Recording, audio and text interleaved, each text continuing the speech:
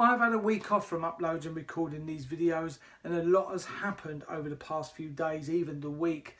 Jeremy Corbyn is still standing. But here is my opinion on the mess of politics.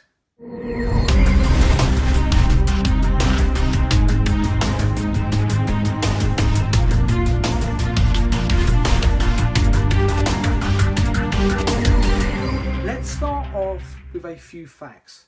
Boris Johnson, twat. Micheal Gove, twat. Stephen Crabb, twat. What about Andrea Leadsom? Yeah, she's a twat and all.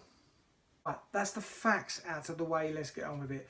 Boris Johnson led us all the way through the campaign of Brexit, gave us an insight into what it would be like outside the EU. Now, I don't think for 1 minute he thought that his side was going to win. He didn't even have, as we now know, a Brexit plan, and he still don't, but he don't need one now. So what did he do? He jumped ship, left it to Cameron. Now, whatever you agree or disagree with what Cameron did, you can almost hear him saying, fuck that, mate, I'm out of here. This is your mess, not mine. And to back that up, Micheal Gove becomes a sneaky little pecker that he is. He said, as we all now know, that Boris is not up to the job of Prime Minister, and then launches his own campaign to be Prime Minister. Yet he has said 5 times that he did not want to be Prime Minister, even declaring he would draw blood and use it as ink to write out this fact. How can a man that once, and may well still not relish the fact of becoming Prime Minister, put all his worth into the job, direct us with passion, attend to matters with interest and passion? If he does become Prime Minister, are we not just going to get another bumbling Penfold lookalike? Which begs the question, will Danger Mouse come to our rescue? Stephen Crabb voted against same-sex marriage and his associations with Cure, which believes that homosexuality can be cured. I don't think I need to go any further. At the moment, there is more stabbing going on in our political system than an overnight stay at Bates Motel, which is still the case with Jeremy Corbyn. Angela Eagel kept banging on about running against him. Did she? No, she didn't. And why? Because they hoped this would push him to the limits. So much so he would shit his pants and resign. And we all know that he just won't do that. Lord Kinnock has added some words into the mix, and one of them sentences comes certainly as a surprise to me, especially when you make yourself aware of the numbers.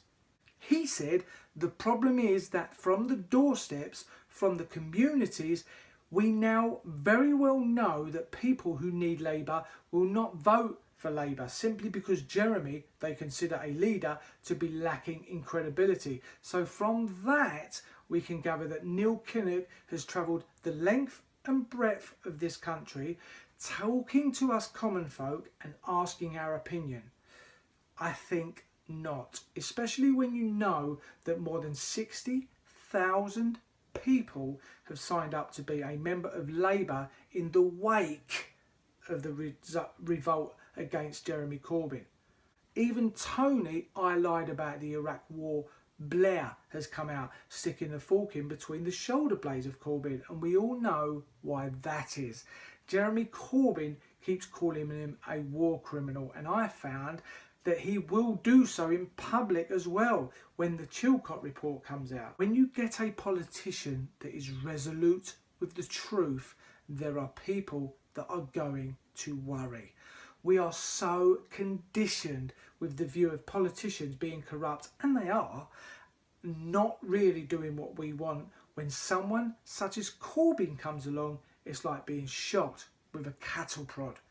Several Labour MPs clubbed together. We all know they belittled him, bullied him, heckled him and tried to denounce him as a leader. Not once did he get angry. Not once did he shout. He never buckled. He kept his full composure. Now I want that man as my Prime Minister. He has consistently voted for equal gay rights, consistently voted for the hunting ban, consistently voted for allowing same-sex marriage, consistently voted against the Iraq war, and generally voted for an investigation into the Iraq war. Always voted for bankers' bonus tax, and always voted against reducing the rate of corporation tax. The list is endless. The truth is there, and so is this man's integrity. He is out to get the Tories, and I think he is the only one to do it. The only one to reveal them for what they really are. And I, for one, think they are about to reach the climax of their agenda. Nigel Farage has resigned as UKIP, saying he has reached his political ambition by leading the UK into Brexit. Now, bear in mind, this is the third time he has stepped down, but he says he needs a rest and won't be back. Now, remember, I said this. He will come back and he will join, yep, you've guessed it, the Conservatives.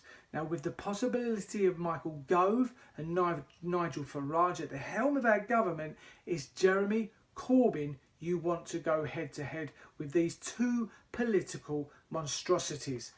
Politics needs to change, and change it will, but with the will of Jeremy Corbyn. Do you agree with these views? If you do, click on the thumbs up. Feel free to comment in the box below. Click subscribe, and thanks for watching, and I'll see you again next time.